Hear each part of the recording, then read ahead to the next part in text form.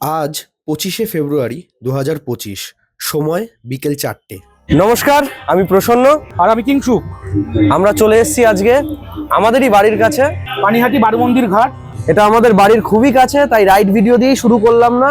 আর এইখানে আসার আজকে মোক্ষম কারণ হচ্ছে গিয়ে শিবরাত্রি।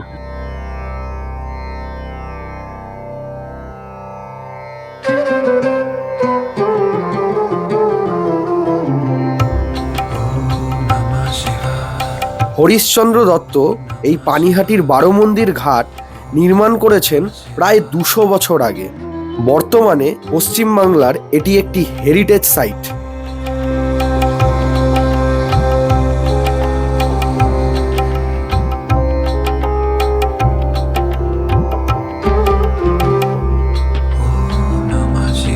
কি কেমন লাগছে আমেজটা এতদিন পর এসে? অসাধারণ। এত দূরে দূরে যাই, এত কিছু দেখি, কিন্তু বাড়ির কাছে যে এত সুন্দর জায়গা, কত মানুষ আসছে, সবাই আসছে ঘুরছে, কিন্তু আমাদের আসা হয় না। তবে আজকে শিবরাত্রি বলে মনে হয় একটু জ্যাম প্যাক জায়গাটা। হ্যাঁ, অবশ্যই তাই। তবে অন্যান্য দিনে এতটা ভিড় না থাকলেও বিকালের দিকে কিছু মানুষ শান্ত থাকে, আর স্থানীয় মানুষরা জল নিতে আসে, স্নান করে এই জায়গাটা।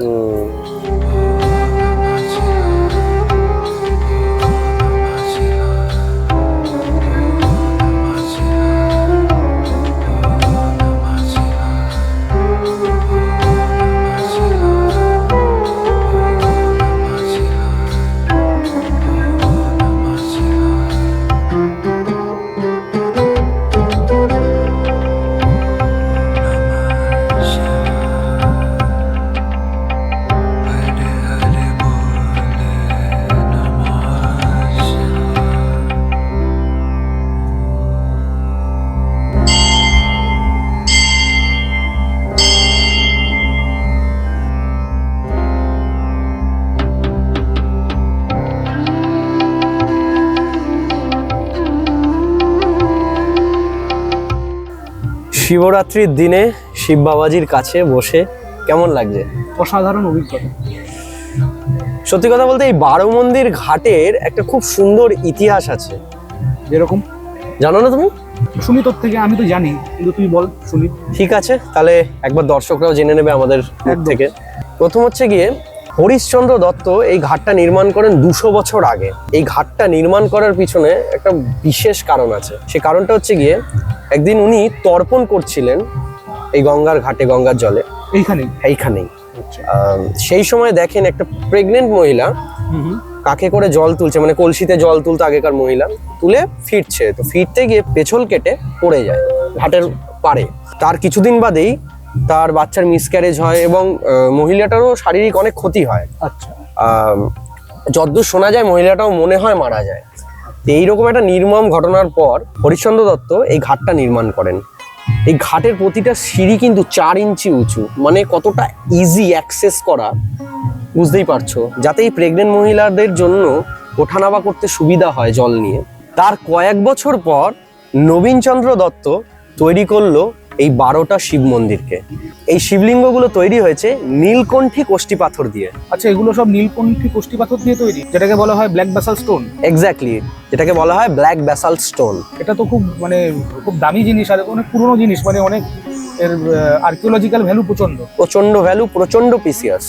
এইটার জন্যই বোধহয় 2018 সালে এই যে বারোমন্দির ঘাটটা রয়েছে, আর্কিওলজিক্যাল সার্ভে অফ ইন্ডিয়া থেকে এটাকে হেরিটেজ সাইট হিসেবে ঘোষণা করা হয়েছে। আর একটা বিষয় আমি একটু বলে নিতে চাইছি, এই যে ঘাটটা নির্মাণ হয়েছে, এই ঘাটটা নির্মাণ হয়েছে কি কি জিনিস দিয়ে আমি একবার বলে নিই। অবশ্যই ইট আছে, ইটের সঙ্গে রয়েছে খয়ের মানে যে খয়ের আমরা পানে খাই সেই খয়ের, সুরকি এবং চিটা গুড়, যার জন্য এই ঘাটটা খুব তাড়াতাড়ি ড্রাই হয়ে যায়, শুকিয়ে যায়, পেছল হয় না। অন্যান্য ঘাটে আপনারা দেখবেন খুব তাড়াতাড়ি পেছল হয়ে যায়, স্লিপারি হয়ে যায়, এই ঘাটটা কিন্তু হয় না। আপনারা যারা আসবেন এখানে ঘুরে যাবেন, দেখবেন এখনো ঘাটটা শুকনো। আর আরেকটা বিষয় বলতে চাই কিংসুকদা, এটা শুনলে আরো অবাক হবে দর্শকরা এবং তুমিও। কালনা থেকে গঙ্গাসাগর অব্দি ঘোষণা করা হয়েছে এটা সব থেকে ব্রড ঘাট, মানে সব থেকে চওড়া এখনো অব্দি। এবং এই যে মন্দিরের আশেপাশে যে ডিজাইন গুলো, এই যে মন্দিরের পাশে যে কাটিংস গুলো করা, এগুলোরও কিন্তু একটা বিশেষ আর্কিটেকচার সিগনিফিকেন্স আছে। আরেকটা জিনিস আমি যেটা লক্ষ্য করছি, প্রত্যেকটা যে মন্দির আছে এগুলো সব 8 চালা। প্রত্যেকটা মন্দিরই কিন্তু 8 চালা, এটা আপনারা যদি আসেন লক্ষ্য করবেন। মহাশিবরাত্রির দিন বলে পানিহাটি বারোমন্দির ঘাটের শিব মন্দিরগুলো আলো দিয়ে সেজে উঠেছে।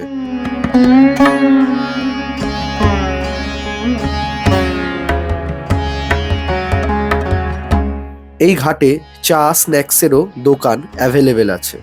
ছুটির দিনে বিকেলে একবার চলে আসতেই পারেন এই পানিহাটি বারো মন্দির ঘাটে।